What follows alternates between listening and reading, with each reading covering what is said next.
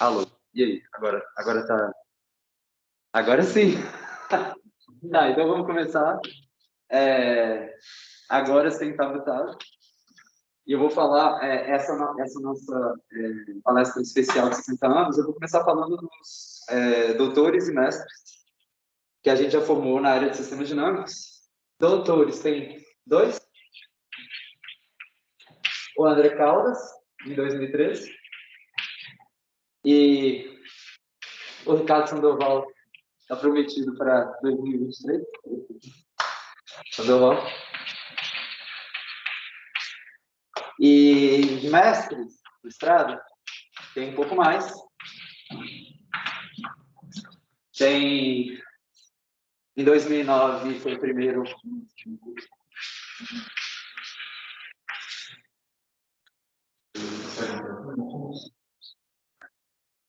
que está acontecendo? Eu vou tentar entrar aqui no quadro de. Ah, tá. Beleza. Mas tem problema a sua bateria? Porque tá sendo prometido pelo meu. Não, eu sabia. Ah, tá. 2012 foi o Joab. Em 2012 também teve o Lineker. Aí a gente deu um pulo para 2018 com o Sandoval. Esse aqui já foi, né? Em 2019 teve o Hermano Faris. Em 2020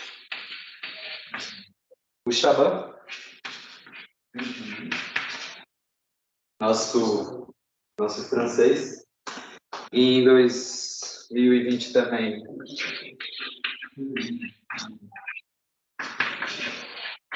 o Giovanni. E também está prometido para 2023 o Manuel. Eu não coloquei aqui os estudantes de iniciação científica. Eu acho que é suficiente para a nossa comemoração falar desse. Então, assim, a gente ainda é uma área nova, né? E na primeira parte eu vou falar sobre sistemas dinâmicos, dinâmica, e o Lucas vai falar sobre a parte mais geométrica, topológica, na segunda parte, beleza? Então, que o Lucas está com um esquema que eu inventei aqui meio bastante amador, minha culpa. Vamos falar sobre entropia. É uma palestra que vai ter demonstração nenhuma. Eu vou só fazer mais uma regressão histórica. Graças a Deus não vai ter nada que vá dar dor de cabeça para o Paulo. Espero, né?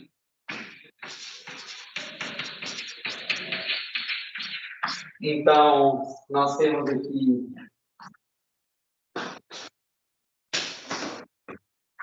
deixa eu ver se tem alguns giz amarelo aqui. Vai fazer isso aqui. E aí, assim, eu vou colocar os artigos mais importantes do assunto. A revista Ergodic Theory Dynamical System. Isso aqui foi um artigo que eu fiz sozinho. Então, eu vou colocar assim, page patrão.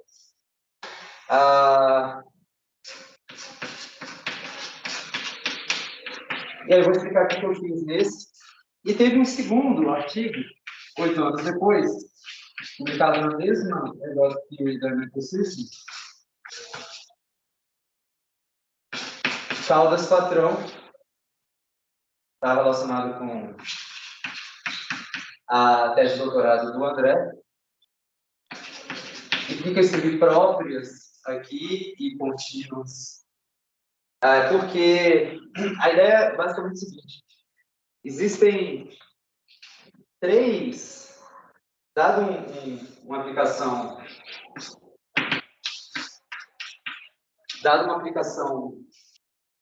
contínua de x em x, tá certo? Vamos começar com a situação clássica, né? X, um espaço métrico compacto. Aí você pode falar da dinâmica induzida por essa aplicação. Então, você tem um xzinho aqui, aí você olha φ de xzinho, depois você olha φ de xzinho, que a gente denota aqui ao quadrado de xzinho, vai fazendo alguma coisa aí, certo? E aí, existe um conceito que é o conceito de entropia. Oi, Lucas? Tentando resolver. Tá. Aí, o conceito de entropia, ele é definido de três formas distintas. A primeira é usando esse μ aqui é uma medida invariante, certo? Uma medida de probabilidade no x, tá? Tal que quando você pega uma região e você faz φ dela, a medida μ não muda, certo? A probabilidade não muda com φ, ela é invariante por φ. Isso aqui foi introduzido em 59 pelo Kolmogorov e pelo Sinai. Primeira definição de entropia de sistemas dinâmicos relacionada com os conceitos de entropia que vêm da teoria da informação, de Shannon, e antes da física, né? Essencialmente, a entropia, ela mede a caosidade do sistema. Se a entropia é grande, e aqui grande é maior que zero, significa que o sistema ele é bagunçado. Tá? E aí, existem mais duas maneiras. Tem uma segunda aqui que só depende da topologia. Foi introduzida em 1965 pelo Adler, Cohnheim, McAndrew, AKM. E uma terceira, em 1971, introduzido pelo Dinabur e separadamente pelo Bowen, certo? E depende do D. O que é o D? O D é a métrica que eu vou colocar aqui nesse X. E elas têm relação entre elas. Qual é a relação entre elas? A relação é a seguinte. Se você tiver um espaço compacto, essa aqui é sempre igual a essa aqui, certo? Independente da distância que você colocar. E o supremo dessas aqui de medida é igual a essas duas.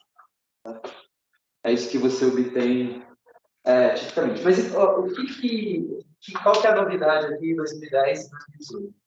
A novidade é a gente olhar para espaços X que não sejam necessariamente compactos. Tipo Rn, certo? Tipo uma transformação linear. Mas eu vou pedir que sejam localmente compactos, porque senão a teoria da medida fica muito complicada e aí a gente não consegue fazer direito essa parte de cá. Tá certo? Então, são espaços localmente compactos separados. Tá? Isso inclui, por exemplo, X ser um grupo de I, que nos interessa daqui a pouco, que eu vou falar. Prometi que ia ter muita simetria nessa palestra. O Lucas também vai falar de simetrias. Então, o X pode ser, por exemplo, um grupo, uma variedade. Certo? Ok, mas eu quero olhar para essa situação. Aí muda um pouco, vou fazer um desenho só para vocês entenderem o que está acontecendo. Então, classicamente, só pegar aqui um giz coloridos. Acho que está bom com essas cores. Classicamente, então, você tem o seguinte. Essas entropias, elas são todas números maiores do que zero. Eu vou colocar aqui a reta real verticalmente. E aí, esses caras aqui, eu vou fazer de vermelho aqui, ó. Então, geralmente é alguma coisa, não precisa necessariamente ser um intervalo, mas aí, classicamente, o supremo coincide com esse cara aqui que eu vou fazer de azul, essa entropia topológica, tá? Então, o supremo das entropias, que eu vou chamar de H' aqui, elas dão o H, tá? Aqui eu estou tirando o φ, mas é de φ, tá? E o amarelo aqui que depende, é uma construção que você faz usando a distância, vou desenhar de amarelo. Na situação clássica, o azul é igual ao amarelo, não muda, mas quando você está na situação que não é compacta, localmente compacta, pode aparecer coisas diferentes aqui. Tá? E aí você tem que corrigir isso aqui, e a correção é colocar o mínimo. Existe uma distância que, realmente, quando você calcula a entropia usando essa distância, tem a ver com a comparticipação pelo ponto, dá a entropia topológica. Mas se você calcula com outras distâncias, aí pode dar uma coisa maior aqui. Então, o desenho fica uma coisa mais ou menos assim. Isso é meio que o resumo do que está acontecendo. E por que tem esses dois resultados? Porque, primeiro, a demonstração foi feita só para aplicações próprias. No contexto compacto, contínuo e próprio. Certo? Porque imagem inversa de compacto vai ser compacto porque imagem inversa de fechado, vai ser fechado, fechado é compacto no espaço métrico. Mas, quando é localmente compacto, você pode ter, por exemplo, uma transformação linear. Se ela tiver kernel, né, ela não é própria. Certo? A imagem inversa de um ponto, do zero, pode dar uma coisa que não é compacta. E aí, em 2018, a gente achou uma outra maneira, tem a ver com a tese do André, de retirar essa hipótese de si própria, e aí fez o resultado geral. Que é muito importante para aplicação em grupos de Lie. A gente não quer ficar... Inclusive, transformação linear, em que eu vou vir aqui com o nosso aparato.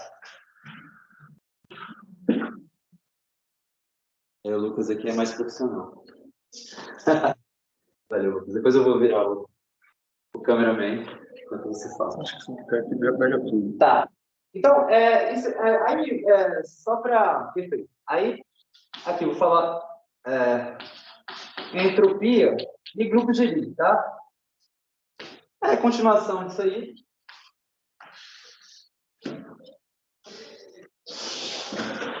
Grupos de Lie.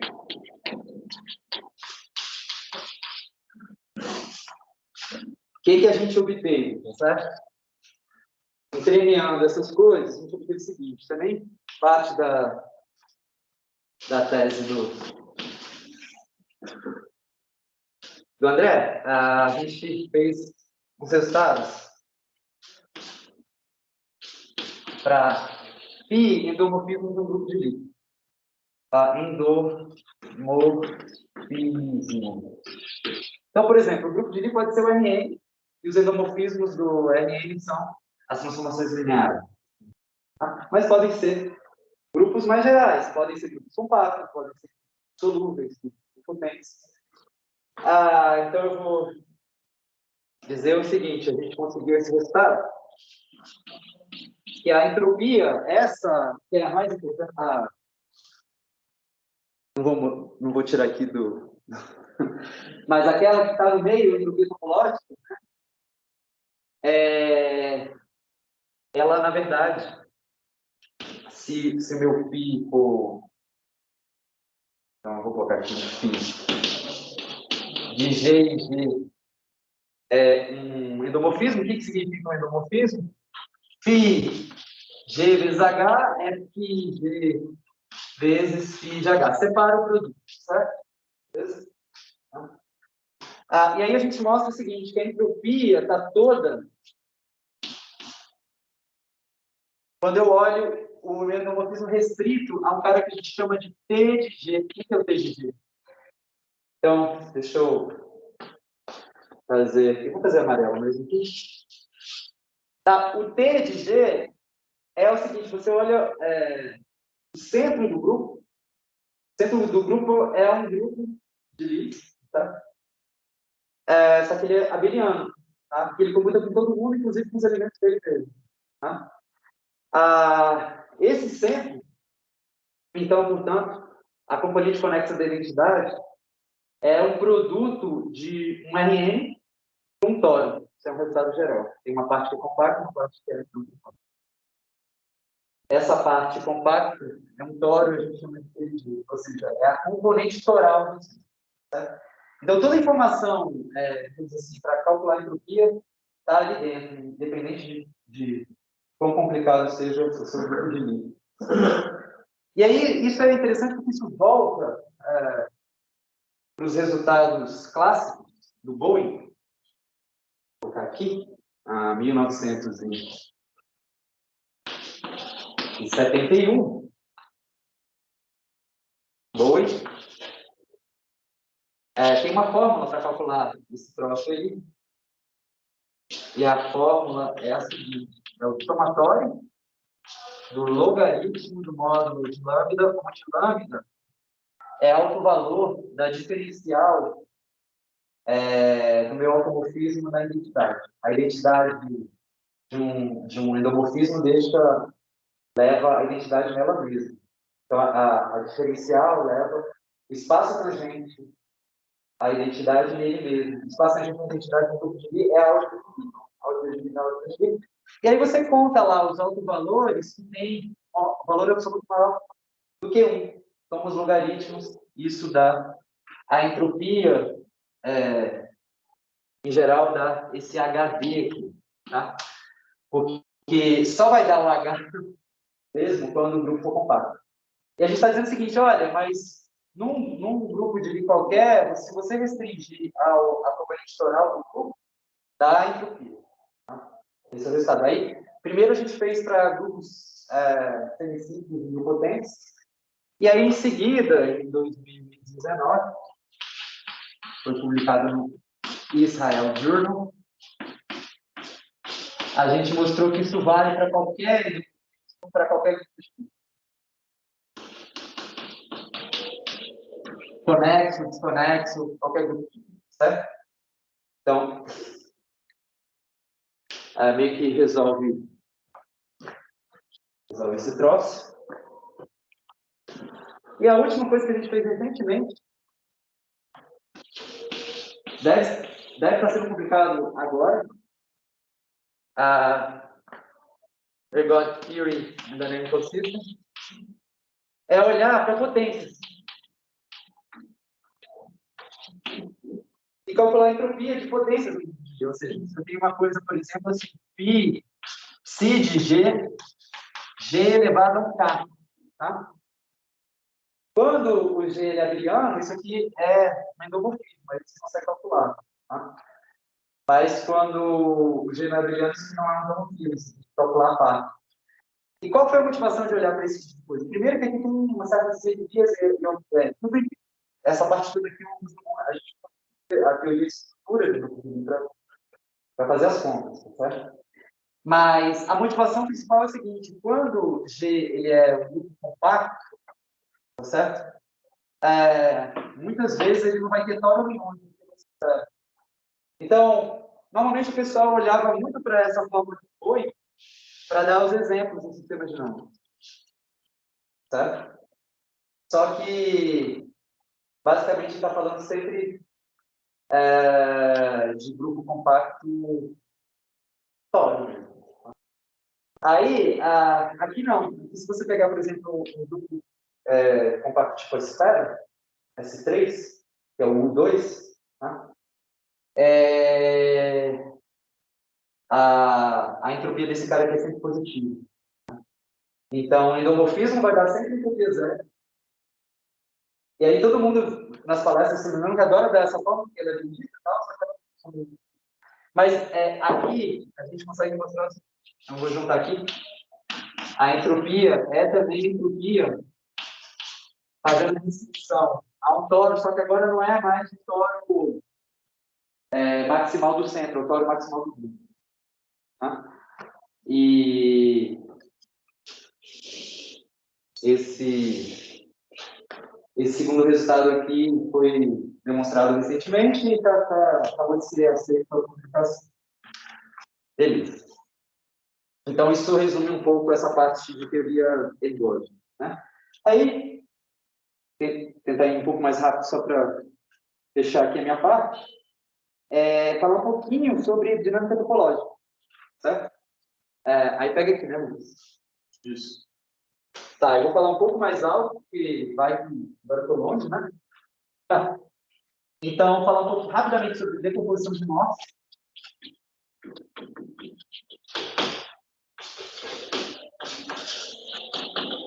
Então, como eu falei, eu não vou falar muito dos exemplos, coisas assim, mas tem alguns exemplos interessantes, como eu falei, por exemplo, a estrela. Né? E se você pegar... eu quero achar uma dinâmica unificada. Pega uma potência, tá? G elevado ao quadrado. Se fizer isso, você vai ver que tem uma entropia que dá para ser calculada de uma maneira precisa. Vai ser, na verdade, a dimensão do tório maximal K vezes a dimensão do tório maximal. Se calcula precisamente. Bom, agora mudando um pouco para dinâmica topológica, e aí tem um pouco a ver com o início da minha carreira. Então, um artigo no Journal of Dynamics and Differential Equation e um outro num jornal bem pouco conhecido, que chama Far East Journal of Dynamical Systems. São dois resultados sobre decomposição de nós para semifluxo. Aqui, o tempo pode ser discreto, interação, como a gente está vendo, mas pode ser tempo contínuo, uma equação diferencial, certo? Solução de equação diferencial.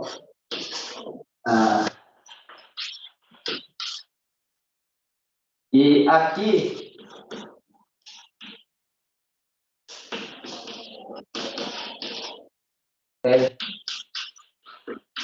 para tempo contínuo, sabe?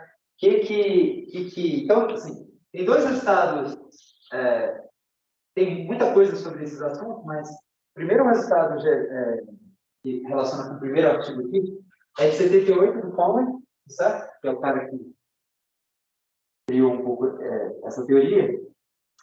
E é assim, para X compacto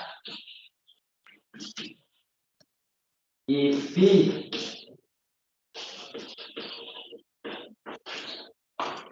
e fluxo. Então, dá para você refazer sobre isso. Do Coleman, para serem fluxos não medindo a atividade das tempo.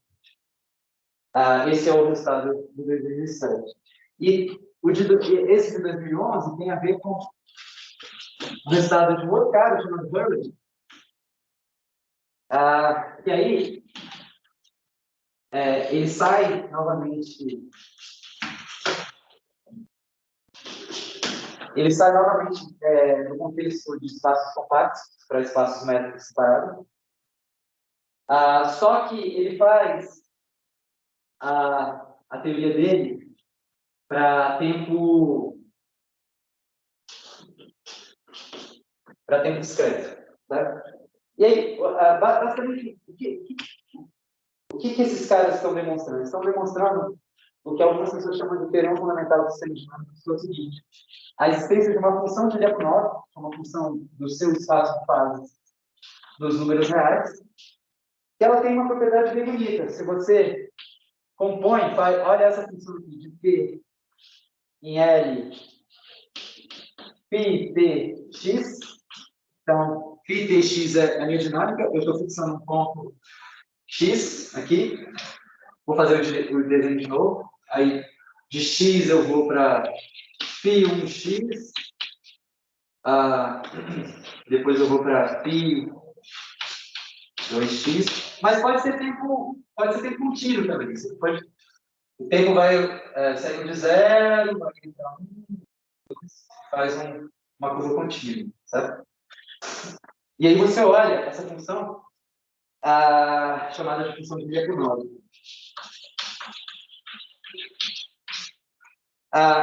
E aí dá para você mostrar que sempre existe a função de Lyapunov, mas que não é possível. E ela é assim, ó.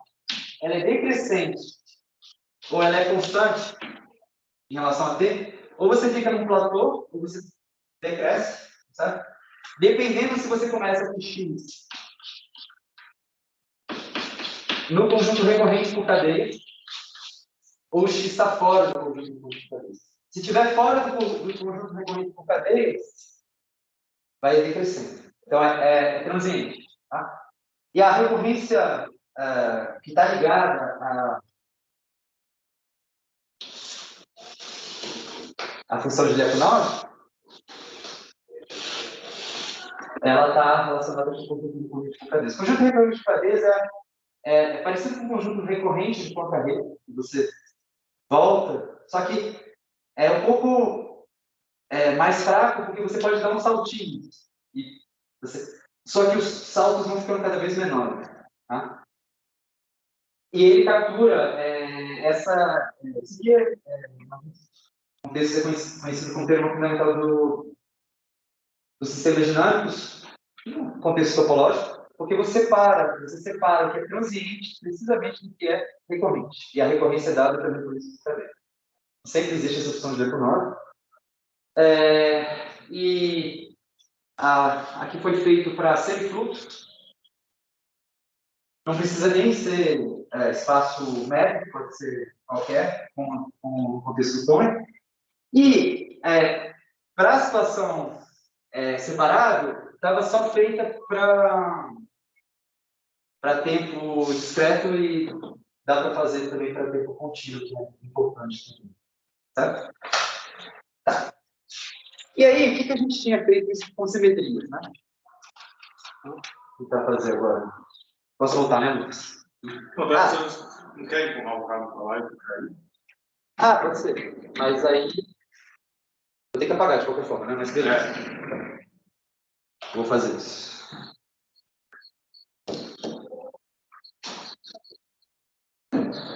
Então o quadro vem para mim.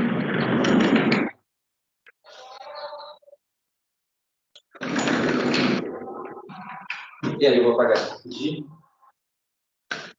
Dá para ver aqui, né? Só lá em cima, para ser doutorado. Assim. Tá, vou fazer mais baixo.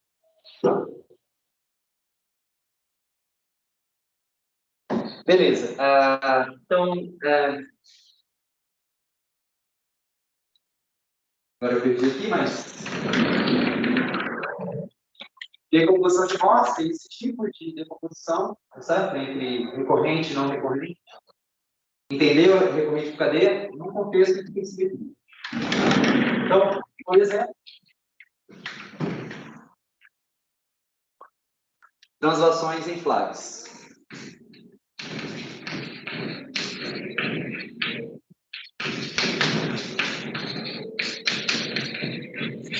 Mas que diabo é isso? Por exemplo, você tem uma transformação linear invertível e você está querendo ver o que essa transformação linear injetiva ela faz com as direções, um projetivo. Então, o projetivo é um exemplo de uma variedade de quadro. Você quer saber o que essa transformação está fazendo com os planos, certo? É outra variedade de flags, grassmanniana. Tá? E você pode ter uma situação em que você queira saber o que acontece com planos e dentro dos planos direções. Aí é o que se chama de um flag completo. E são bandeiras justamente porque tem um astro, né, como diz o Lucas aqui, um astro, e o plano é justamente a bandeira. Então, tá todas as bandeiras possíveis. Por isso tem esse nome de variedades quadras. Certo? Então, eu quero entender. Isso é importante, não só para esse caso, mas também pode ser projetivo complexo, pode ter outras simetrias, pode ter muito simplético, que vem da mecânica. Você quer entender esse tipo de coisa. Depois eu vou mostrar para vocês que isso aparece em situações até um pouco mais gerais. E aí, os resultados são os seguintes. Aqui já não dá. 2010. Discrete and Continuous Dynamical System. A gente tem que relacionar as decomposições de Morse com as decomposições de Jordan. São decomposições algébricas. Né? E em 2018, só para já deixar isso aqui, esse é o Journal of Dynamics Equation, a gente conseguiu mostrar a hiperbolicidade normal das componentes de Morse. conjunto recorrente por cadeia, ele tem umas componentes conexas, cada uma delas é um mundinho à parte. Para você sair de um para o outro, você passa por um caminho transiente, você decresce o valor da amplitude econômica, tá? São os platôzinhos. E a gente conseguiu mostrar que são normalmente hiperbólicos, significa que a gente entende muito bem como é que é a dinâmica em volta desses caras. Tá? Normalmente hiperbólico. Hiperbolicidade. Então, só para explicar o que a gente fez, pode aqui olhar, por exemplo, uma matriz e você consegue decompor ela numa parte semisimples e numa parte unipotente. E a parte semisimples você já consegue separar uma parte que tem autovalores positivos e uma parte que tem autovalores complexos de como se fossem isometrias, tá? Autovalores de valor absoluto 1. Ou você pode olhar coisas do tipo exponencial de tx, e aí você decompõe justamente o campo, certo? Essa é a solução de uma equação diferencial autônoma linear, bem simples, e elevado a tx. E aqui você pode fazer a mesma coisa, separa na parte simples, mais a parte nilpotente, a clássica decomposição de J, tá certo? Só que a parte simples você separa, uma parte que é aos valores reais e a outra que são os valores puramente imaginários. Esse tipo de decomposição. Tá? Isso aqui é chamado de componente hiperbólica, esse aqui é componente elíptica, esse aqui é a nilpotente ou unipotente, exponencial dessa aqui. Nesses dois casos, você consegue mostrar que a recorrência por cadeia do G, a recorrência por cadeia do G, ou a recorrência por cadeia do X de Tx, eu vou colocar só X aqui, certo? São os pontos fixos da parte hiperbólica. Então, esse é o... Ou seja, a gente consegue uma ligação entre a dinâmica, né? E a álgebra. E aqui é padrão. Você tem algoritmo para calcular. E isso não é só... isso vale dentro dos grupos de Lie, porque as componentes de Jordan, elas permanecem dentro do grupo de Lie, e você consegue fazer isso para qualquer variedade de flag com quaisquer simetrias, tá? E a última coisa em relação a isso aqui, bom, aí tem mais coisas, então você consegue mostrar que esses pontos fixos aqui são subvariedades flags, as componentes conexas, e consegue mostrar que são normalmente hiperbólicos. Enfim, tem toda uma historinha aí, e você também consegue mostrar a recorrência de Poincaré. Então, a recorrência de Poincaré, tanto, isso aqui é dinâmica de interação, isso aqui é dinâmica de tempo contínuo, equação diferencial. Os pontos fixos da parte hiperbólica. E aí você faz a interseção com os pontos fixos da parte nilpotente ou unipotente. Tá? Então, dentro da recorrência de cadeia, tem a recorrência de Poincaré. Enfim, é isso aqui. Bom, mas isso aí está ligado. A situação mais geral que é você olhar equações diferenciais não autônomas, certo? Tanto em contexto de teoria de controle, quanto no contexto de você ter uma equação diferencial realmente não autônoma, com ciclos infibrados. Os ciclos infibrados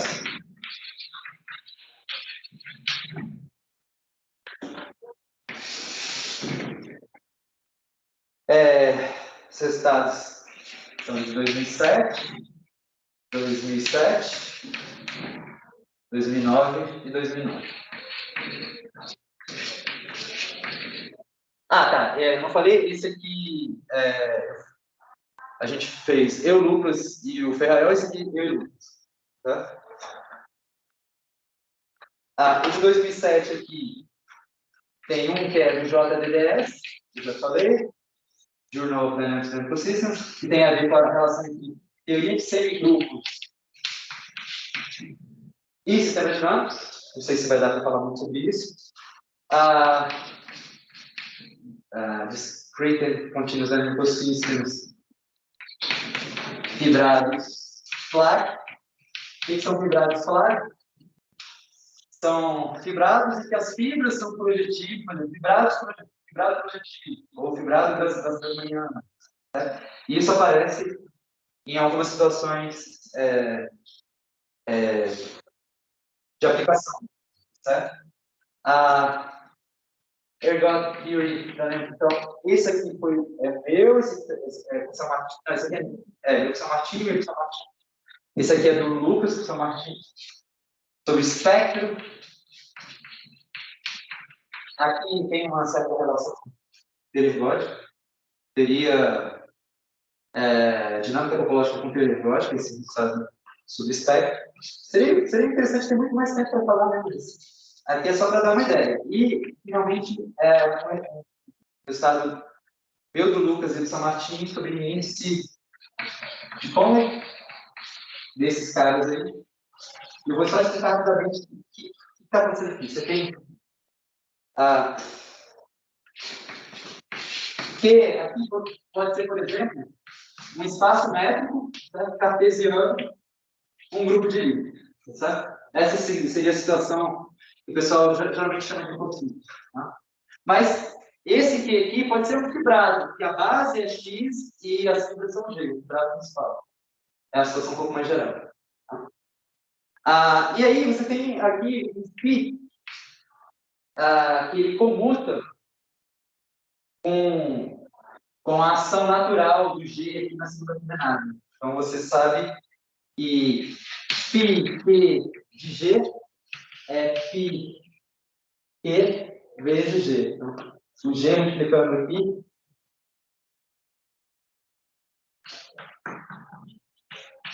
vamos colocar assim, né? XH vezes G, ele multiplicar a segunda coordenada com G.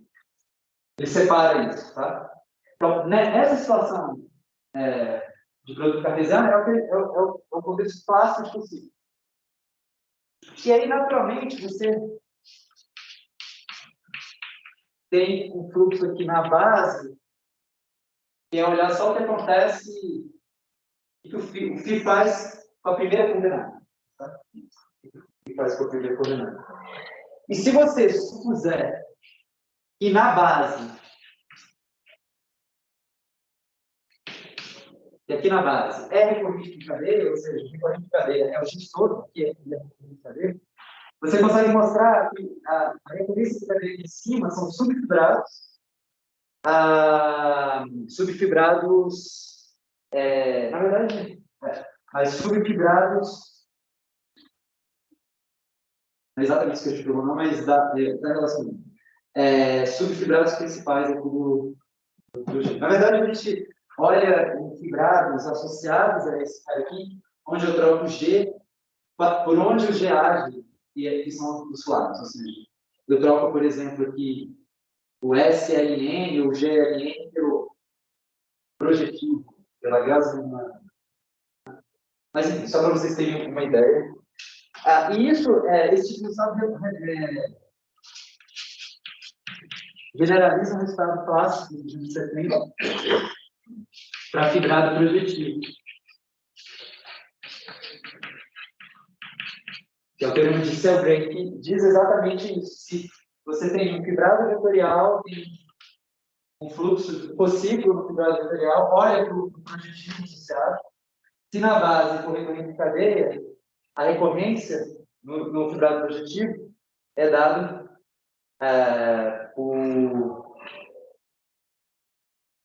por subfibrados projetivos. Tá? Então, ao invés de ser subfibrados projetivos, agora é mais geral, são subfibrados fora. Você pode trocar, você não precisa ser projetivo real, pode ser projetivo complexo, pode ser essas bandeiras, pode ser coisas bem mais complicadas. Tá? E para fechar, só falar sobre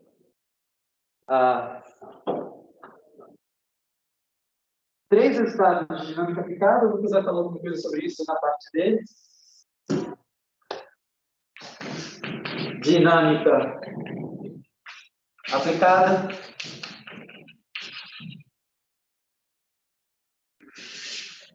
Um resultado que tem a ver com a minha dissertação de mestrado na economia. Então, dinâmica sobre distribuição de riqueza.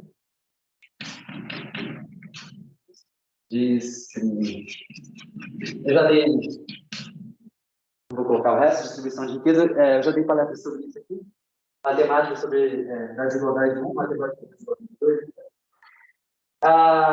Tem um resultado da pandemia. Esse aqui é Review on Economic Inequality. Esse aqui é uma revista da UFAM, Biomatemática. Vou passar só Biomática. E é o modelo CCA, que é a base da dissertação do Manuel, que isso aqui eu escrevi junto com o Manuel, sabe? Que é um modelinho para a Covid, para a epidemiologia da Covid, só que um pouquinho diferente dos modelos clássicos, e a gente fez a análise toda da dinâmica. Assistam a dissertação a defesa do Manuel para mais detalhes. Está terminando, né? E outro aqui é aplicação em geometria, publicado nessa revista aqui esse ano. Como é que é o nome da revista? Monast. É um nome estranho. É um nome estranho. Monast por matemática. Isso. Sobre fluxo de Hit. Aí o Lucas vai falar alguma coisa sobre isso, talvez. E só a última coisa, trabalhos. Tem alguns trabalhos, mas eu fiz selecionadores que eu estou participando. Em progresso, trabalhos em progresso. Work in progress. Então, essas mesmas translações que eu apaguei aqui, dá para fazer em grupos compactos. É parte da tese do Ricardo Sandoval. Ele também está mexendo com topologia, não sei se o Lucas vai falar alguma coisa sobre, mas... com o Laércio, que está fazendo fotoque aqui, a gente está mexendo com semigrupos nesses mesmos caras aqui, e fazer teoria de semigrupos aqui tem a aplicação para obter resultados de dinâmica, porque eu não falei muito aqui, mas tem um negócio chamado teoria de semigrupo de sombreamento que relaciona a teoria de semigrupo com a dinâmica topológica. Então a gente vai provavelmente ter uns resultados de dinâmica também. Então, assim, isso é um pouco o resumo. Não sei se eu passei de mais tempo, mas obrigado, pessoal. Esse é o resumo da parte de...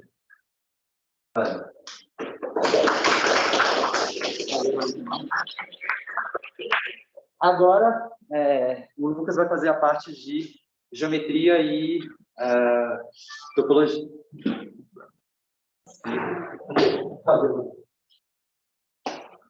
Então, é meu tempo. Tá, beleza. Pessoal, tudo bem? Estranho. Depois eu acostumo. Achando estranho, você parece que eu estou sendo observado. E tô, né? Exatamente. Mas tá legal, dá para ver direitinho. Espero que o som esteja usado. No futuro, a gente vai ter uma tela. Mas, então, nessa comemoração aí dos 60 anos do MAT e da UNB, a gente está aqui fazer propaganda do MAT, da UNB e da nossa área também. É uma área nova, né, dentro da área de pesquisa aqui do MAT. Eu e o Mário, a gente fez graduação e mestrado aqui, e depois a gente virou professor, e quando a gente virou professor aqui, virou essa área nova. Deixa eu pegar isso por... Tanto, não sei se você chegou a falar. Tanto eu quanto o Mauro, a gente fez mestrado aqui na matemática. A gente fez graduação aqui, eu fiz matemática, Mauro fez mecânica. Aí a gente começou no teste. Fez mestrado aqui também, só que doutorado ele fez fora. Na hora começou no Unicamp, depois comecei no INPA, depois fui no Unicamp. O mesmo orientador, o São Martin. E aí a gente conheceu essa galera. Tem uma galera que está assistindo a gente, o Laércio também a gente conheceu essa época. E aí a gente voltou para cá e a gente começou a estudar essas coisas que não era estudado aqui. Tanto a parte de dinâmica topológica, quanto essa parte da simetria, que envolve grupos de livro. E tudo isso, essa propaganda aqui da nossa área, e eu acho que vocês já começaram a perceber, né? O que liga bastante as coisas aqui, tanto a dinâmica, quanto a geometria, quanto a simetria, é a álgebra linear. Então aqui é a álgebra linear em vários níveis. Aí eu vou falar a parte de geometria e topologia da nossa pesquisa.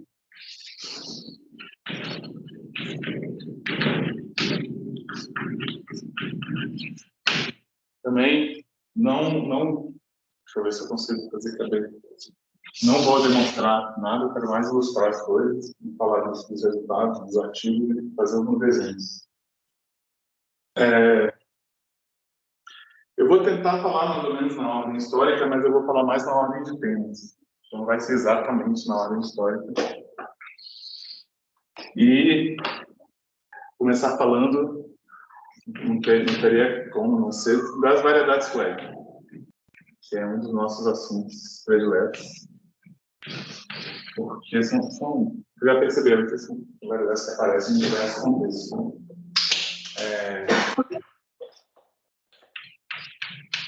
E os exemplos, para se pensar, então começa ali com espaços projetivos, ou brasilianas, e são coisas mais gerais do que isso. São espaços homogêneos, dados por consciência assim, onde você usa grupos mais, assim, os espaços projetivos, brasilianas, os mais familiares, é com o grupo GLN, né? As matrizes invertidas. E o bacana é que você pode usar vários outros grupos aqui. Esse tem vários outros flores possíveis, outros espaços possíveis. E a gente consegue estudar esses espaços por causa do grupo. Esses grupos, quando são grupos semisimples, o GLN, na verdade, nem é semisimples. Você consegue reduzir ele com semisimples, que é pegar as matrizes determinante 1. Mas esses grupos semisimples, eles têm muita estrutura que você consegue usar a estrutura do grupo, álgebra mesmo, álgebra linear, novas fontes, para estudar espaços, estudar dinâmica, estudar um monte de coisa. E uma das coisas que são bem importantes nesses grupos semisimples, que vivem aparecendo e reaparecendo na geometria e na topologia, são essas raízes aqui. Eu não vou definir o que é, só que tem um beta grande. Mas, basicamente, essas raízes, elas codificam a estrutura de blocos de matrizes. E se você pensar, por exemplo, vou dar um exemplo aqui quando você pega uma matriz em blocos assim, pode ser, porque eu pus 2, pode ter mais blocos na diagonal. Um jeito de codificar esses blocos, né, fazendo o quê? Que entrada 0 aqui só tem coisas aqui no meio. São essas tais raízes aí. Essas raízes dão para a gente um monte de informação sobre grupos, em particular, essa estrutura de blocos. E essa estrutura de blocos é o tipo de coisa que aparece bastante no dinâmico e no geometria. Um dos primeiros aí, vou repetir aqui uns resultados. O primeiro artigo foi uma coisa lá durante o mestrado, que tem esses espaços flag, e você pode pegar essas matrizes aqui, um bloco, e olhar. Vamos pensar que esse espaço flag é um projetivo. Vamos desenhar assim, e você imagina que é um projetivo. Beleza?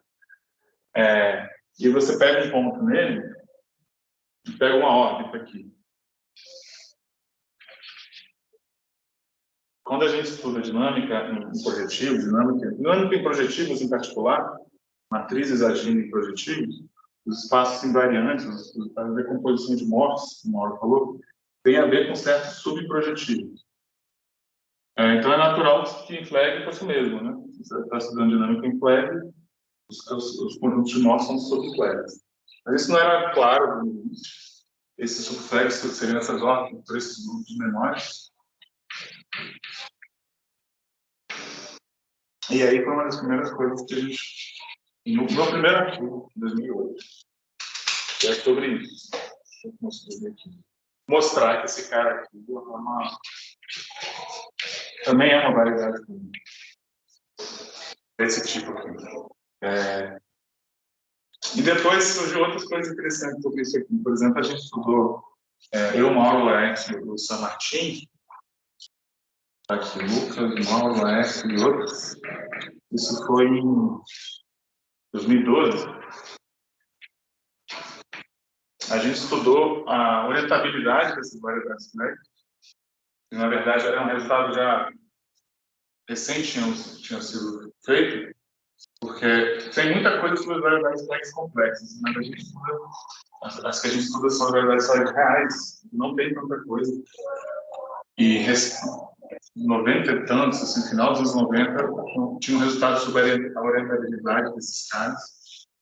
A gente reobteve esse resultado e fez um resultado mais geral sobre a orientabilidade, que incluía, por exemplo, porque a orientabilidade de uma variedade tem que ser tangente, né? Mas a gente também se interessava por atividades normais, por exemplo. Esse atividade normal aqui, essa subvariedade, né? Então, o resultado de 2012, nesse exemplo, se você pensar que esse cara é o plano projetivo, esse aqui é uma linha projetiva, esse fibrado normal, quando você vai lá, ele dá uma torcida, e é a faixa de Möbius, na verdade. Você vê que esse fibrado normal não é orientável, por exemplo. E aí, de novo, tanto esse quanto esse, a orientabilidade desses espaços, você consegue reduzir por uma questão, você usa essas raízes, para você dizer se é ou não é. Depende do tamanho isso aqui que a gente chama de isotropia, e essa isotropia depende das raízes, na verdade depende também das raízes que estão fora da isotropia. As raízes que estão fora da isotropia são uma coisa que vai aparecer bastante aqui, porque quando pensa que isso aqui é o que você está tirando do seu espaço, isso aqui é a redundância. Então, o que sobra é o que descreve o seu espaço. Então, se você está pensando em álgebra de Lie, se isso aqui é a sua álgebra, a gente joga nota com letra minúscula assim, o complementar dela seria esses blocos aqui, fora da isotropia,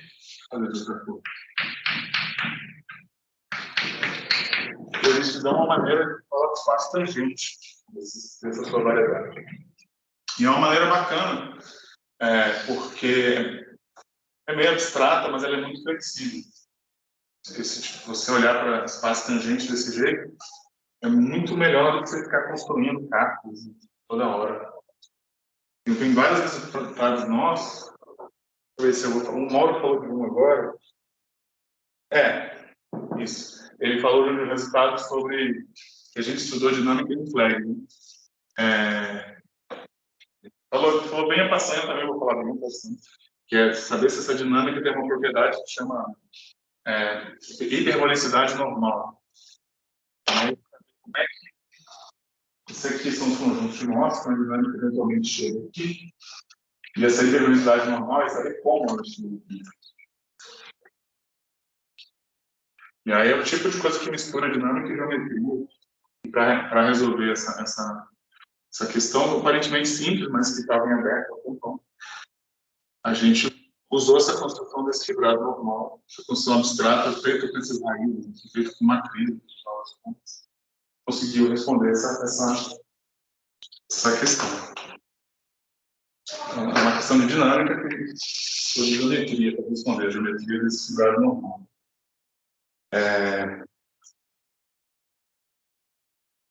Deixa eu ver aqui mais.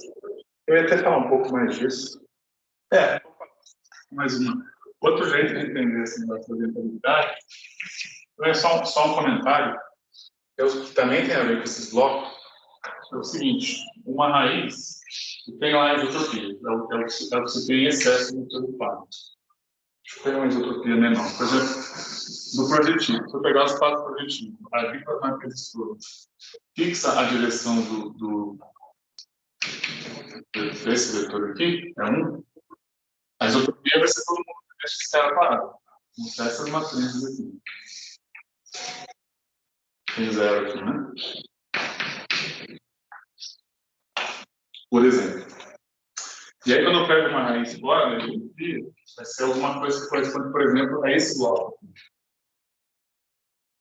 Vai ser uma raiz que não está na isotropia. Esse bloco aqui acaba correspondendo a um SO2, que é um seno, cosseno, seno, cotino, é um círculo, né? E quando eu vejo a órbita desse cara no meu projetivo, no meu flare, eu obtenho um loop aqui. Então, raízes correspondem a curvas. Coisas no pino da sua variedade. Aí você começa a ver a relação que eles têm com topologia. Isso aqui, esse P1 de variedades square, reais, também é uma coisa relativamente recente. A variedade complexa é conhecida há bastante tempo. Em particular, o P1, a variedade square complexa é simplesmente conecta, não tem tempo. Mas esse P1 é um resultado de 98. E esse resultado de variabilidade pode ser entendido um pouco nesse sentido. Isso foi em termos de topologia, o que a gente fez foi calcular as classes de tipo 1 desse fibrado. Você pode interpretar que é assim, mais ou menos assim, estou falando bem próximo. É que uma classe de tipo 1 é você pegar um loop lá no seu espaço e só pega esse loop, levanta esse loop para o seu fibrado tangente, no caso, e vê se lá em cima isso inverte ou não a orientação. Aí você diz se inverte, se diz que é no 1, se inverte, a gente consegue calcular esse tipo de coisa com raízes, no final das contas. Não foi isso exatamente que a gente fez, mas eu fez bastante assim. Eu estou falando isso porque um próximo resultado de topologia, esse é um pouco mais recente, um que eu fiz com o Lino, um tempo lá que eu passei no Rio Grande, passei uns meses lá, e estava querendo entender um pouco mais os flags complexos. É uma coisa que a gente, na época, a gente ainda trabalhava pouco com esses flags complexos. Aí eles têm essa propriedade de não ter grupo fundamental, todas as curvas são contráteis, mas ele tem um P2 interessante. De novo, descrito com raiz. E nesse caso é parecido com isso aqui. Isso aqui. Nesse que você pega a raiz, nesse caso para complexo. A raiz fora da isotropia também corresponde a esses bloquinhos. E no caso de flags complexos, você pode fazer corresponder a bloquinhos do correspondente do SO2, que no caso complexo é o SQ2. A diferença é que, quando você aqui é um S1 da vida, esse aqui é um S3 da vida. Os caras só tem. E aí você pode fazer o mesmo tipo de brincadeira. Olha a órbita desse cara no seu espaço. E o interessante é que aqui você obtém esferas S2. Veja outra cor.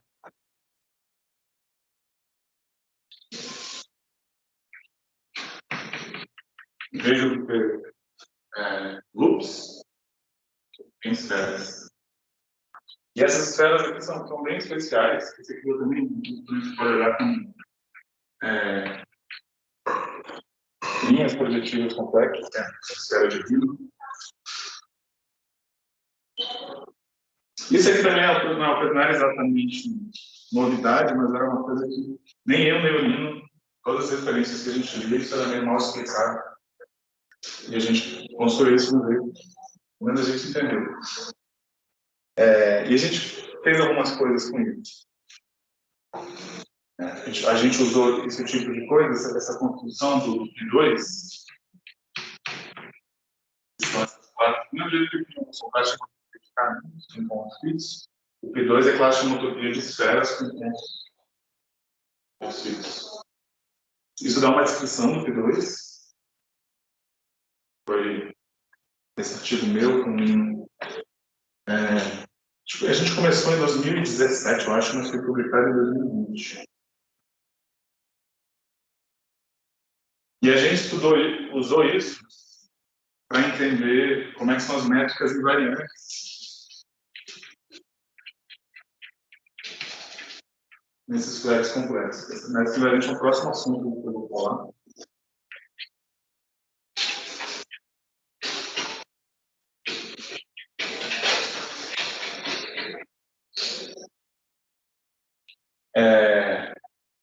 E aí, o bacana é que essas a gente vai ver isso, legal. As métricas invariantes, no caso de flex complexo, você precisa fixar alguns parâmetros que geometricamente são justamente o raio dessas esferas fora da isotropia. Então, essas esferas elas são importantes não só para a topologia, mas elas também têm um papel na geometria. Isso aqui foi quando eu comecei a ficar fascinado com um assunto que é a fibração de Hopper. S3 e S2, que é o que aparece aqui. É um assunto que eu já tinha ouvido falar algumas vezes, mas nunca tinha entendido ele. Aqui, com essa abordagem de teoria de vida, quando eu comecei a entender melhor. E depois eu até orientei um mestrado para realmente entender tudo que eu queria desse assunto e conseguir deixar de lado. Foi o mestrado que eu orientei com o Giovanni. A gente tentou fazer essas construções do jeito mais geométrico possível.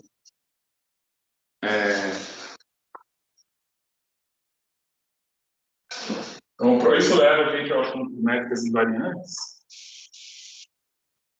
que é um outro assunto bacana nesse contexto, com simetrias.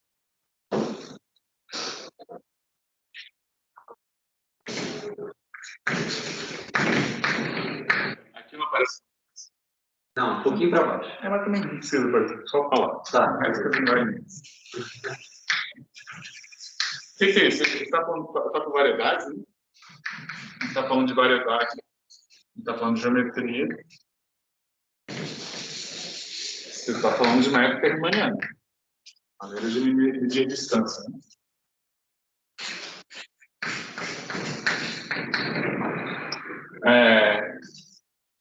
Essas variedades de maneira também elas podem ser descritas não só no GLN, mas também com o grupo ortogonal. O grupo ortogonal também age transitivamente. E o grupo ortogonal, como é um grupo compacto, ele é mais interessante. Foi com a notação toda. Ele é mais interessante para fazer geometria. É o seguinte: tem maneiras de você botar métricas nessas variedades, de forma que esse grupo que age transitivamente também seja um grupo de geometria. Essas métricas são chamadas métricas invariantes. E o bacana dessas métricas, a princípio, uma métrica riemanniana é um negócio de cada ponto é uma coisa, né? Mas se você pede que tem um grupo que age na sua variedade e que deixa parada essa métrica, na verdade não é difícil ver que essa métrica é determinada pela métrica de um ponto só. Você pode usar o grupo para levar qualquer cara ali, você também pode, qualquer produto interno você pode levar ali. Na verdade, definir uma métrica invariante, basta você definir ela um ponto. Mas não é qualquer um. Uma métrica invariante no seu espaço todo, chama-se invariante, é determinada por, vou chamar esse ponto aqui de B0, por uma métrica no B0 só, Só que no B0, o B0 é justamente o tipo de cara que é deixado, você pega pela isotropia e fica parado. Né? Então, a métrica aqui tem que ser invariante pela isotropia.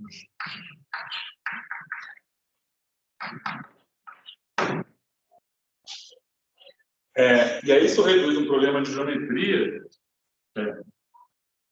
pegar as métricas invariantes por esse... Métricas onde esse grupo age por geometria, um problema de álgebra. Quais são os produtos internos nesse espaço tangente que são invariantes por esse grupo aqui.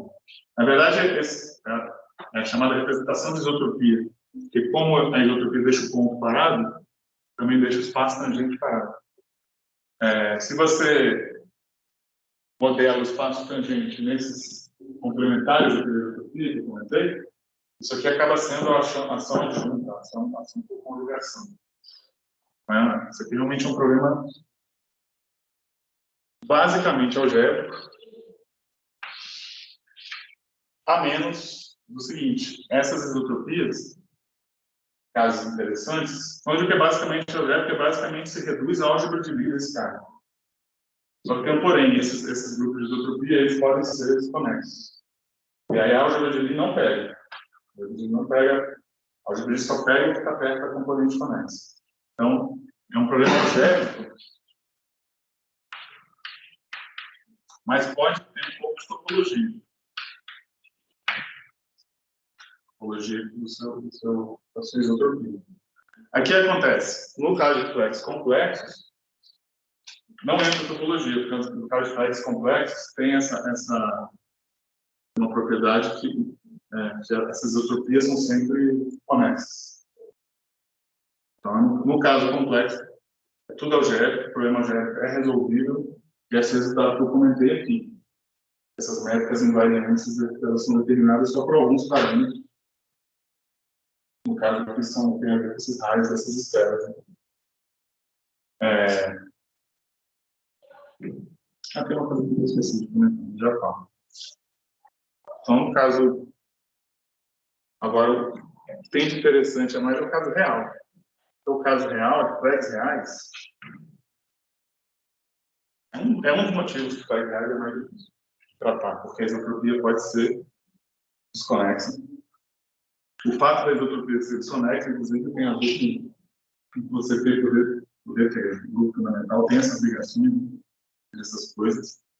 E no caso real, além da escolha desses parâmetros fora da isotropia, tem mais escolhas possíveis para você conseguir métricas invariantes, que é um artigo do Mauro com São Martin de 2015. E, inclusive, eles estudaram um caso chamado forma real normal. Tem outras coisas mais para serem estudadas, mas já mostraram que no caso real tem mais possibilidades que no caso complexo. Tem mais coisas para serem estudadas. Eu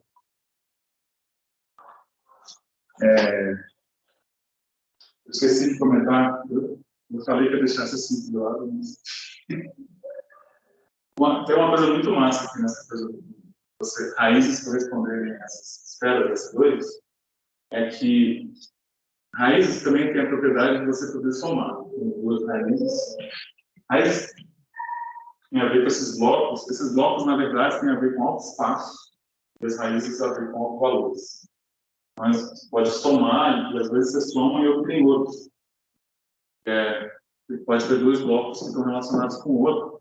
Essa soma dessas raízes, dando o outro bloco, isso está relacionado com um colchete na escola de essa soma de raízes, ela tem informações bem interessantes da geometria, da álgebra, e se reflete na geometria, se reflete na topologia, de várias maneiras interessantes.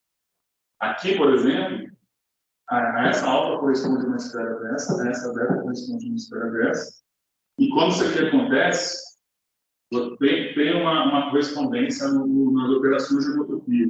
Você juntar essa esfera com essa esfera na homotopia te dá essa esfera, que é uma coisa que não era muito fácil de ver. Na álgebra não tem essa coisa de estudar geometria e topologia com teoria de Lie, tem essas coisas muito satisfatórias. Né? A aula vai te dando informação da topologia.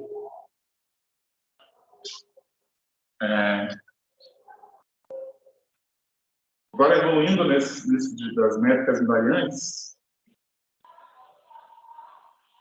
literalmente evoluindo, a gente vai olhar agora para o fluxo de métricas. É o que o Mauro comentou ali, que foi uma coisa que a gente começou a estudar recente, que é o fluxo de Hit. Que é um assunto bem famoso em geometria.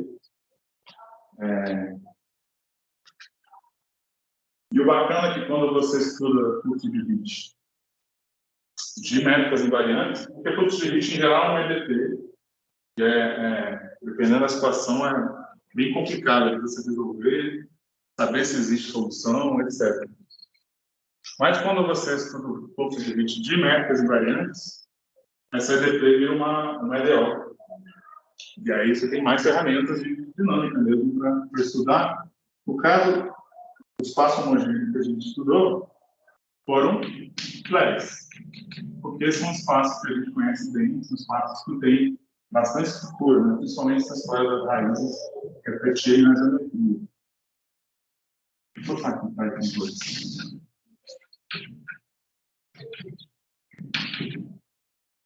Então, se você chamar a métrica, agora vai evoluir com o tempo. E o fluxo de Hit é você. Tem vários fluxos de Hit, mas o fluxo de Hit básico é você evoluir a métrica de acordo com a curvatura de Hit. Tem -2 aqui.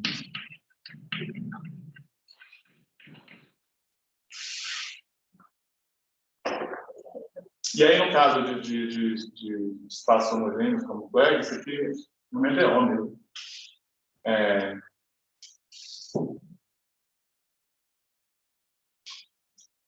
Que.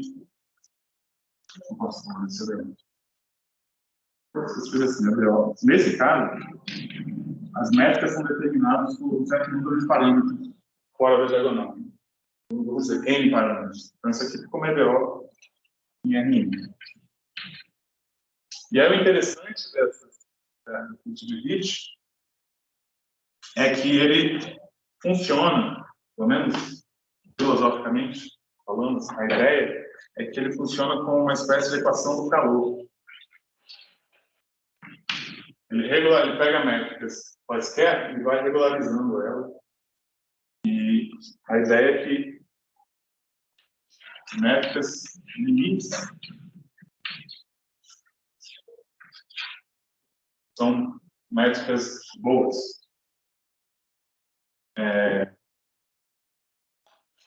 Métricas boas que se dizem. Tudo dando certo, na verdade, primeiro se normaliza esse fluxo para o. Porque pode acontecer que esse fluxo, a métrica pode ir aumentando o volume da sua variedade, mas isso não muda muito a geometria. Você pode normalizar o volume. Tem outras normalizações, mas a mais clássica do volume. E nesse sentido você mostra que quando tem esse limite, tem que ser uma métrica que satisfaz isso aqui. A curvatura dela é proporcional à própria métrica. Esse tipo de métrica são métricas especiais, são chamadas de métricas de Einstein.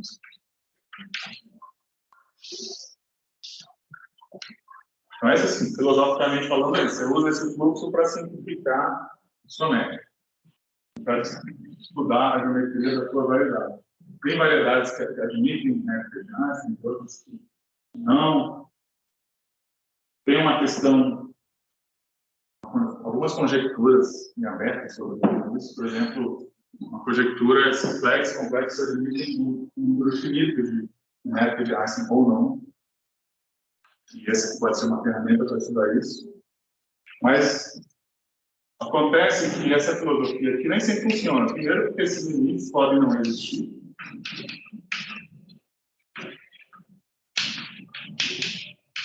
Você vai passando o tempo, sua marca não vai a lugar nenhum.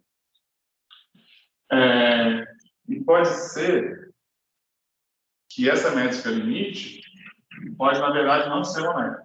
Pode ir degenerando em algumas direções, que pode ser métrica degenerada.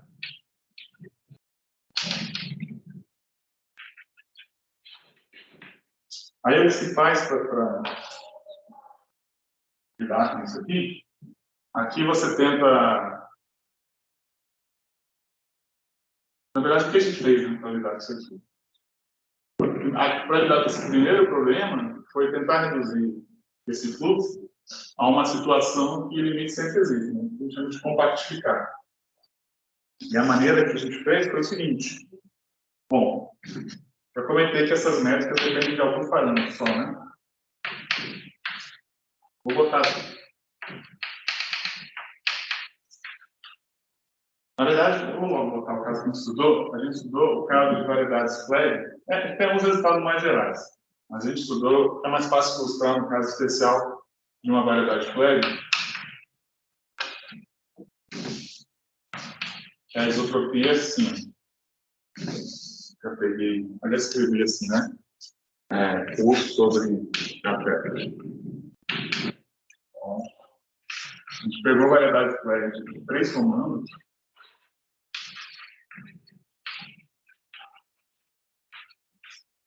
Isso quer dizer o quê? Que a isotropia tem mais ou menos essa cara aqui. Tem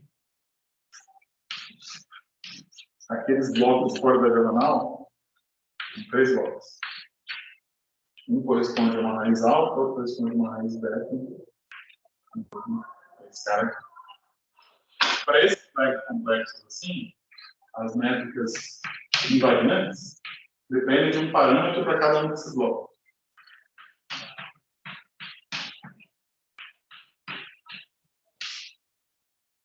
E aí, a nossa limite que a gente faz aqui, o que acontece é que esses parâmetros vão mudando. Então, aqui seria algo que, como são parâmetros positivos, que eu dar uma métrica, então fica, eu falei para RN, né? Na verdade, aqui seria RN+, são parâmetros positivos. Que seria o R3.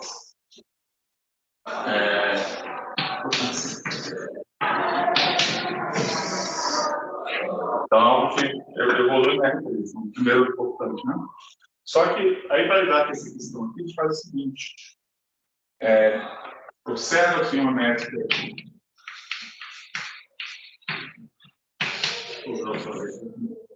De alfa, beta, vou botar assim. Se eu pegar produtos internos proporcionais, eles vão basicamente na mesma geometria. Só vai mudar esse comprimento, vai mudar para uma mesma escala. Mas isso não vai mudar a essência da geometria. Então, com base nessa informação, eu posso, por exemplo, normalizar. Não preciso. Normalmente, esse cara aqui você normaliza pelo volume. O problema de normalizar pelo volume, tá, volume 1, que se algum desses parâmetros vai ficando pequeno, o outro tem que ficar gigante para poder compensar pelo volume da outra. Então, acaba que acontece muitas situações que pode não existir. O que a gente faz o que a gente fez nesse artigo de quando? Esse ano. Foi publicado esse ano. Demorou. A gente começou em 2017 num congresso e demorou um tempão para ser publicado, mas enfim, foi meu, do Mauro, de um pessoal lá do Unicamp e do esse ano. O primeiro ingrediente para lidar com isso aqui é chamado fluxo projetado. É simplesmente você olhar nesse cara aqui, fazer essa normalização aqui. Porque já que múltiplos de interações têm a mesma geometria, você divide todo mundo pelas formas. E você sempre vai supor isso aqui, e aí isso muda o fluxo que antes acontecia no montante, agora acontece nesse simplex aqui. A fronteira não está incluída, né? Porque quando você está numa fronteira dessa, algum parâmetro é zero. Mas esse simplex aqui, ele é pré-compacto. Né? Os limites estão todos aqui. Então, pode ser que nessa situação, pode ser que o limite não seja exatamente o limite, pode ter consequências. a parte mais limites aqui sempre existem. Então, uma maneira de lidar com essa primeira coisa.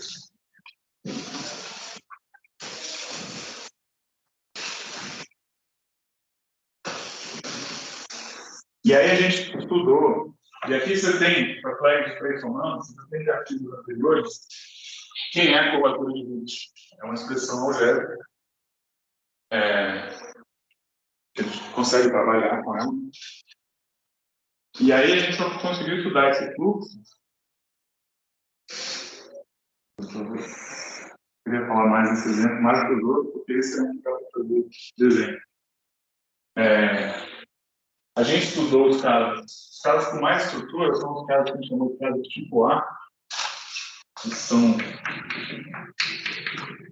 os casos onde acontece isso aqui.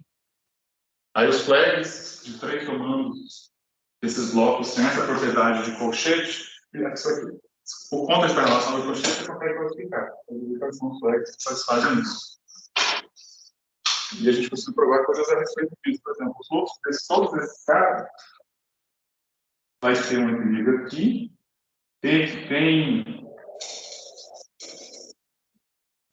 vai ter linhas variantes, assim, a gente provou também. Está tudo um pouco diferente.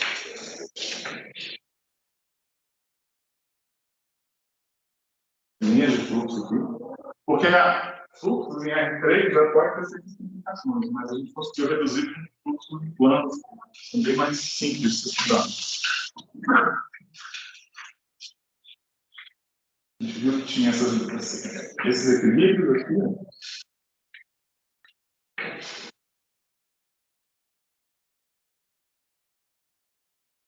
Essas linhas de fluxo aqui. Primeiro a gente deu uma experimentada, né, com o computador, com o software, mas para depois provar coisas sobre esse tipo de fluxo. Por exemplo, a gente provou que eles são do tipo gradiente, a gente conseguiu mostrar uma função de diagnóstico, aquela que o Mauro comentou. Ou seja, não tem órbitas fechadas.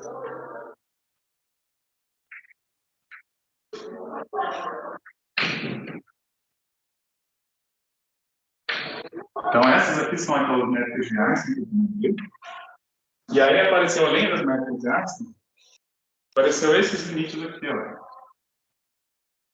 E aqui, algum parâmetro da métrica zerou. É uma métrica degenerada também. Também aqui. Deixa eu fazer isso aqui.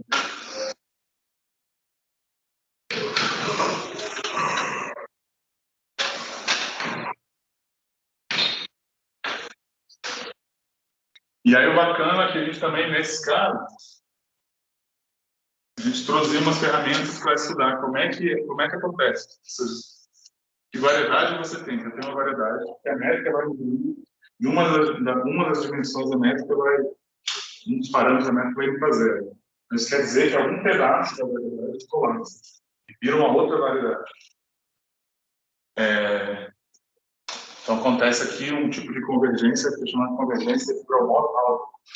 E você vê espaços métricos convergindo para outros espaços métricos de dimensão menor. Tipo um toro indo para um círculo, coisas do gênero.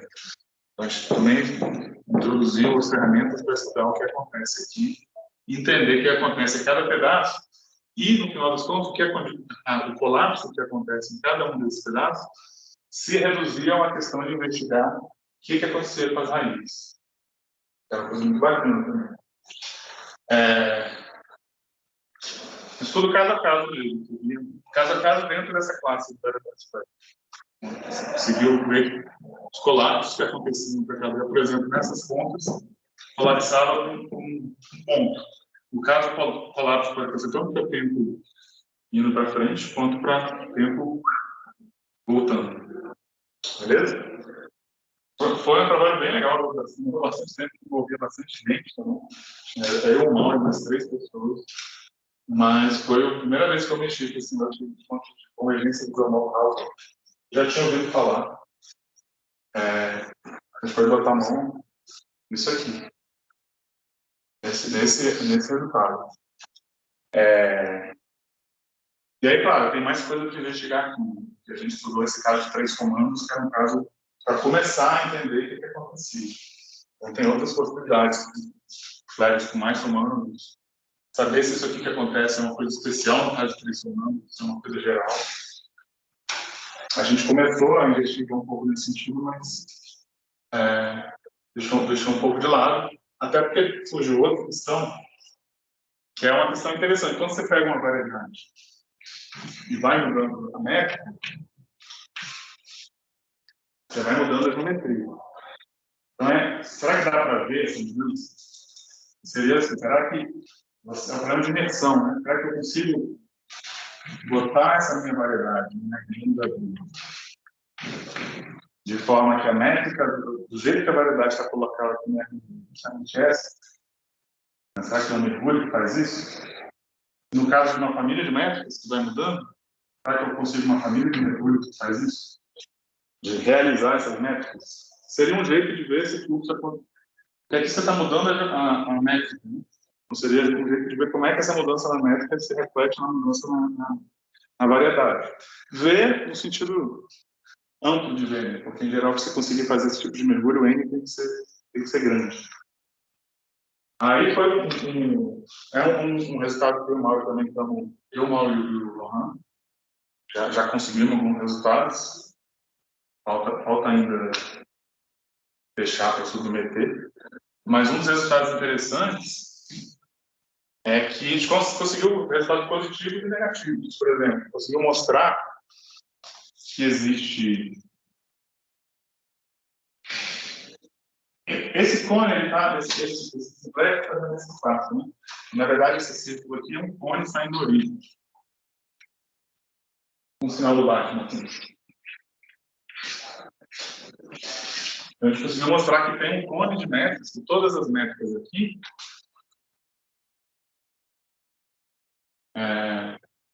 você consegue realizar um mergulho. E é um mergulho, toda variedade de flag tem um mergulho, todo mundo de variedade de flag faz. Então, na verdade, é pegar esse mergulho e fazer produto deles. E com esses mergulhos naturais, você consegue realizar todos esses limites aqui para a variedade Einstein, inclusive realizar esses colapsos. Os colapsos acontecem, pode ver, acontecendo dentro da RN. Inclusive foi bom ter feito esse círculo, porque eu vi que tem uma seta aqui que está endereçando errado. Essas setas todas apontam para cá. E outra propriedade dessas métricas que você consegue realizar, a gente conseguiu mostrar aí também, que são métricas. Esse conjunto aqui é um conjunto invariante para tempo positivo. Uma métrica que você consegue realizar uma vez e consegue realizar para sempre. Já eu acho que a gente não entendeu exatamente por que isso acontece, mas verificou que isso acontece nesse caso. Então, essas aqui são outras coisas. Esse tipo de resultado de realizar a métrica é outro tipo de resultado também. Isso aqui, esse ambiente era para testar esse resultado, como é que isso funcionava, tem mais coisas que investigar, para entender. Se essa é uma coisa especial desse caso, somando, o que está acontecendo? Mas já é interessante o seguinte. Então, tem esses resultados aí. E os últimos. Sim. Também consegui mostrar que esses resultados aqui não tem como realizar eles. Não existe maneira de mergulhar esse pedaço aqui para fazer esse colapso acontecer dentro de uma RN. Então, resultado positivo e resultado negativo.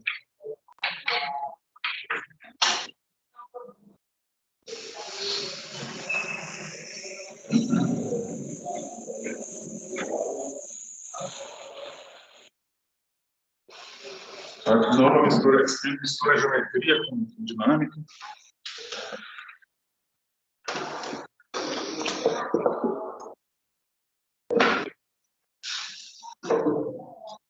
Topologia também, né? Esses colapsos.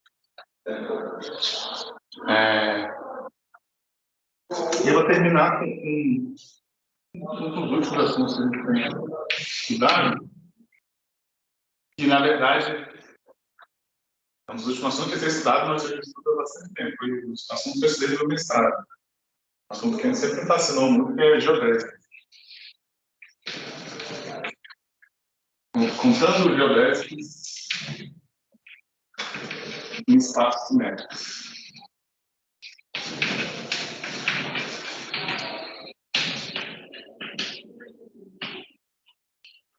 Geodésia, como vocês devem saber, são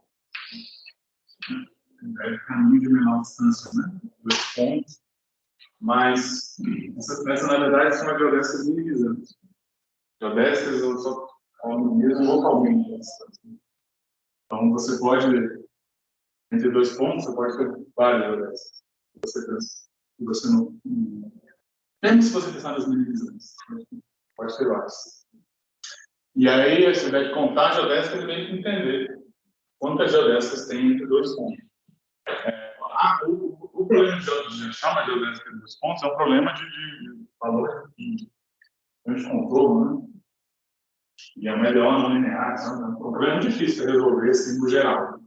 Então, você consegue resolver, contar em algum sentido, numa situação que você tem bastante simetria. Que são os espaços simétricos. Esse espaço simétrico também é um ambiente que a gente está pronto para a gente querer mexer, porque não é exatamente o mesmo ambiente de variedade de flags. Tem variedades de flags que são espaços simétricos, mas nem toda variedade de flags é espaço simétrico, nem todo espaço simétrico é variedade de flags. Eu não vou definir o que é um espaço simétrico, porque não dá tempo, mas assim, alguns exemplos. Esferas são bem simétricas. Você esperava que fosse um espaço simétrico. Grupos de Lie compactos, um espaço simétrico. Esferas são projetivos, mais geralmente projetivos, gasmanianos,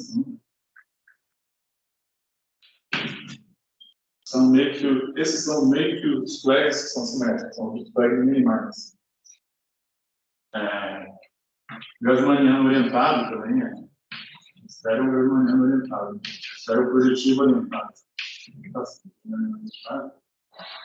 Mas tem outros, inclusive tem uma classificação, né? Quais são os espaços, né, compactos. Essa classificação entra pelas raízes e entra um pouco de topologia.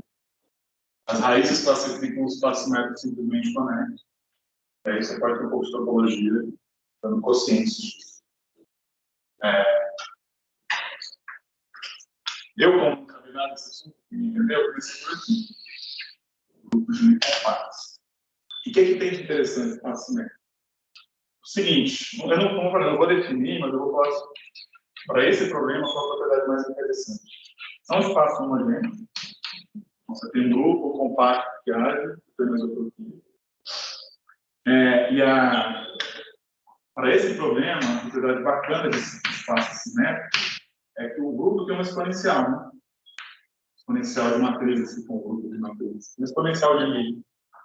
E no caso dos espaços simétricos, com a métrica adequada, a exponencial do grupo é a exponencial riemanniana. É a exponencial das geodésicas. É a mesma. É básico, é essencialmente a mesma. Então, isso mostra que, de cara, que o problema da geodésica está ligado com a estrutura do. Qual mais, um pouco mais explicitamente, o que isso quer dizer? Quer dizer o seguinte: se eu pego na álgebra de Lie do grupo, pego a álgebra de Lie da isotropia, pega aquele complemento da isotropia, aqui é o que, esse S é o que está fora da diagonal, fora dos blocos da diagonal. Esse aqui é o espaço tangente desse cara, né? Como eu tinha comentado. E a exponencial riemanniana da variedade nesse espaço tangente, que é a aplicação de dado P, pega a geodésica que sai nessa direção tangente, que é dada pelo exponencial do grupo, agindo nesse ponto. O ponto aqui é O ponto base é a isotropia. Eu vou sobre cá.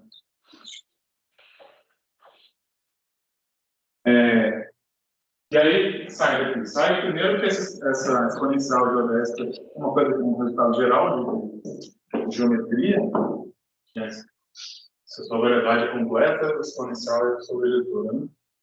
Mas aqui você pode enxergar isso como um resultado de ordem linear.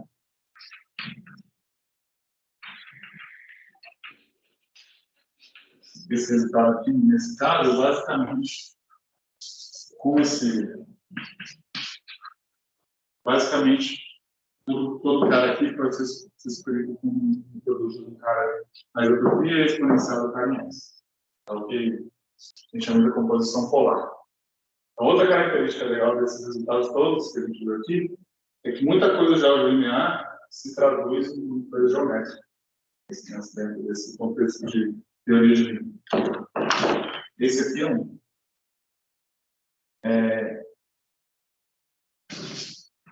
E a outra coisa é, bom, sobre editora, mas não é editora.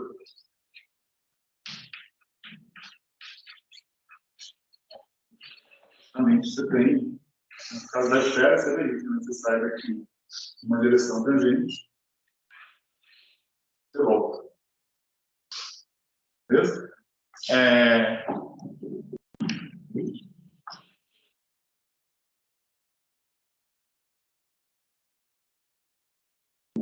E aí, esse resultado de contagem geodésica, basicamente é o resultado de descrever, de um jeito razoável, a imagem inversa da exponencial. Pega um ponto que eu chamo de contagem geodésica, aqui tem um Q, aqui tem um Q. Quero saber quais são as duas direções que eu saio e acabo caindo aqui. Pode, né? Aqui, só aqui, tem várias, pode ter outras direções. E eu até fiquei meio de cara disso aqui não existia já, esse tipo de resultado. A gente achou isso aqui, eu não vou. Eu ia fazer com um exemplo, mas acho que não vai valer a pena. Eu já dei uma palestra sobre isso. Foi até no começo desse ano. Né? E primeiro, para entender isso aí, primeiro eu trabalhei com o São Martin em grupos de linha compactos, que era um ambiente mais concreto para mim. E aí a gente fez um artigo, publicou em 2017, 2018, né? E aí, desde então, espaço métrico, vamos generalizar esse espaço métrico. E o São Martin estava, mas fácil, tá pronto. Demorou, né? Um artigo meio de uma hora. Parte desse tempo a gente gastou estudando espaço métrico. E foi submetido no começo desse ano. E aí a gente descreveu isso aqui para espaço métrico geral, generalizando esse resultado anterior. E aí, massa que, de novo, nessa descrição, entram de novo esse tipo de elementos. Entram elementos daquelas raízes. Aquelas raízes aparecem na hora de contar, como no caso da esfera. Pensa que isso é uma esfera de dimensão maior, né? Se eu escolho o Q, e depende de onde está o Q também, né? Se eu escolho o Q aqui no Polo Sul, vai ter não só, vai ter infinitos geodésicas que ligam a eles. Se for uma esfera de dimensão 2, vai ter pelo menos um círculo, né, de geodésicas. Se você quiser pensar assim, em cada direção vai ter uma geodésica que liga 2. Então, quando você pega isso aqui, podem aparecer coisas aqui que não são só pontos, podem aparecer variedades. Né? São variedades de direções que, se você vai, liga aqueles dois pontos. Aí as raízes servem para dizer o tamanho dessas variedades. Consegue saber o tamanho dessas variedades usando as raízes. Aparece aqui também informação, um cara muito importante que ficou ausente tudo que a gente falou aqui, porque o tempo é limitado, mas o grupo de Weyl também entra aqui. E o grupo de VAR é massa porque, quando ele aparece, você pode começar a ter informação topológica ali. Aqui também tem informação topológica, que aparece via grupo de VAR, mas o interessante é que você consegue saber quem é aquela imagem diversa só olhando para coisas aqui. Que tem a ver com seja as raízes, seja coisa do gênero.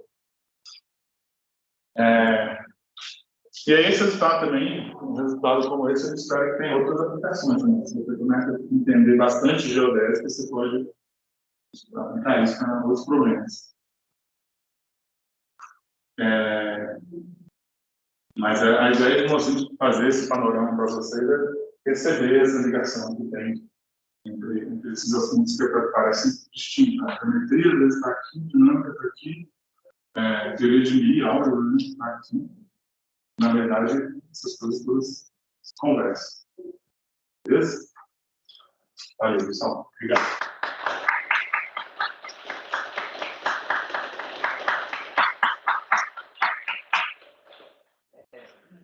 Lucas, o seu computador ficou sem energia, então eu não sei. Você também morreu?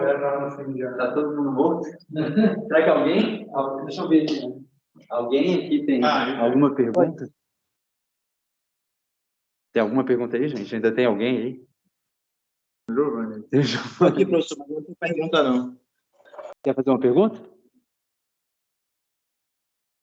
E aí? Beleza? E aí? Pode perguntar aí. Se quiser fazer uma pergunta. Tá de boa? Então, tá de boa. Acho que era mais para a gente marcar, né? Isso é legal. Apesar da gente não fazer parte do 60. Falar que nesse artigo também tem muita figura bonita, gente. Tem uns reticulados, enfim. Quando ele fez a apresentação dele, inclusive se apresentou na geometria também, né? Na época do primeiro artigo. Né? Inclusive, não foi o caso dessa palestra, mas tem muita palestra que a gente dá aqui para pensar que a gente precisa de um exemplo desse artigo. Então, vamos dar uma palestra.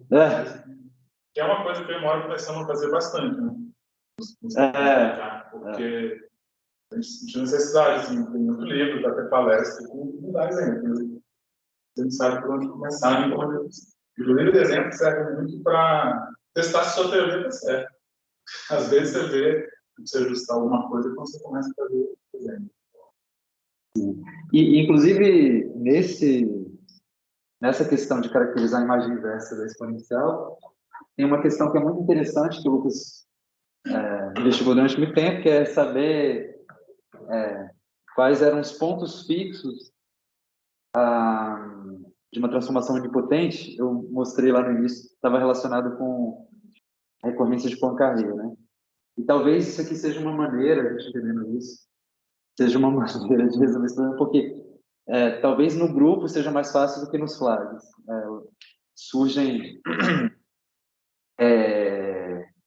espaços que são singulares, tem os bicos, então não são exatamente espaços homogêneos. Né? E aí talvez... até mostrei para o Matheus aqui, que é quase do mestrado, ele estava interessado um pouco nessas coisas. Enfim.